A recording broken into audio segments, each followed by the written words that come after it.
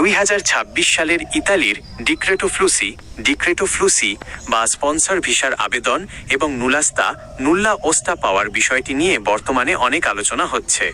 আপনার প্রশ্নের প্রেক্ষিতে সর্বশেষ আপডেট এবং বাস্তবতা নিচে তুলে ধরা হলো। 1.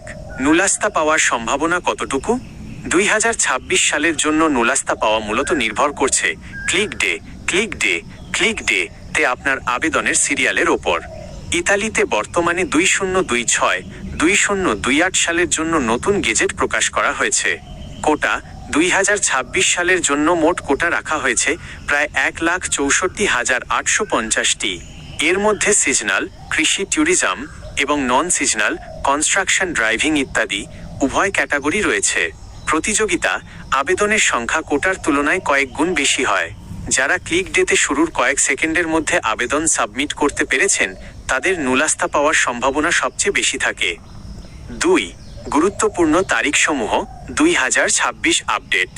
2026 সালের আবেদনের জন্য নির্দিষ্ট কিছু সময়সীমা নির্ধারণ করা হয়েছে। সিজনাল কৃষি, ট্যুরিজম জানুয়ারি এবং ফেব্রুয়ারি 2026 এর শুরুতে ক্লিক ডে সম্পন্ন হয়েছে। নন সিজনাল স্পন্সর ফেব্রুয়ারি 2026 এর মাঝামাঝি সময়ে এর ক্লিক ডে ছিল। বর্তমান অবস্থা, ইতোমধ্যে অনেক দপ্তরের SUI-Portello Unico per el immigration যাচাই বাছাই প্রক্রিয়া শুরু হয়েছে এবং কিছু কিছু ক্ষেত্রে নুলাস্তা ইস্যু হওয়া শুরু হয়েছে। 3. নতুন আইনের প্রভাব DL 145 2024। ইতালি সরকার সম্প্রতি ইমিগ্রেশন আইনে কিছু পরিবর্তন এনেছে যা 2026 সালের আবেদনকারীদের জন্য প্রযোজ্য। চাকরির অফার নিশ্চিতকরণ, আগে নুলাস্তা পেলেই ভিসা পাওয়ার সম্ভাবনা 99% থাকত। এখন নতুন নিয়মে ভিসা ইস্যু করার আগে ইতালির নিয়োগকর্তাকে পুনরায় নিশ্চিত করতে হবে যে কাজের অফারটি এখনও বিদ্যমান। যাচাই বাছাই, ভুয়া আবেদন রোধে এখন দাতা সংস্থা এবং নিয়োগকর্তার আয় ও ট্যাক্স ফাইল আগের চেয়ে বেশি কঠোরভাবে চেক করা হচ্ছে। 4. কমিউনিকেশন ও সতর্ক বার্তা। বিভিন্ন এজেন্সি বা কনসালটেন্সি, যেমন আপনি নিউ এজের কথা উল্লেখ করেছেন, মাধ্যমে আবেদন করলে কয়েকটি বিষয় নিশ্চিত করুন।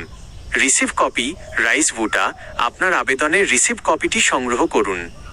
সেখানে আবেদনের সঠিক সময়, ঘন্টা, মিনিট, সেকেন্ড লেখা থাকে।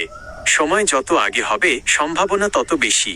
নিয়োগকর্তার সত্যতা, নুলাস্তা মূলত নির্ভর করে আপনার ইতালিয়ান মালিকের ওপর। মালিক যদি জেনুইন হয় এবং তার পর্যাপ্ত আয় থাকে তবে নুলাস্তা পাওয়ার পথে বাধা কম। 5. পরামর্শ, আপনি যদি 2026 সালের জন্য আবেদন করে থাকেন তবে নিয়মিত আপনার নিয়োগকর্তার সাথে যোগাযোগ রাখুন যাতে তিনি তার ইমেল বা পিক সার্টিফাইড ইমেল চেক করেন। অনেক সময় নুলাস্তা রেডি হলেও মালিককে অতিরিক্ত ডকুমেন্ট জমা দিতে বলা হয়, সেটি সঠিক সময়ে না দিলে আবেদন বাতিল হতে পারে। সারাংশ, হ্যাঁ, নুলাস্তা অবশ্যই পাওয়া সম্ভব যদি আপনার আবেদনের সিরিয়াল কোটার ভেতরে থাকে এবং নিয়োগকর্তার সব কাগজপত্র ঠিক থাকে।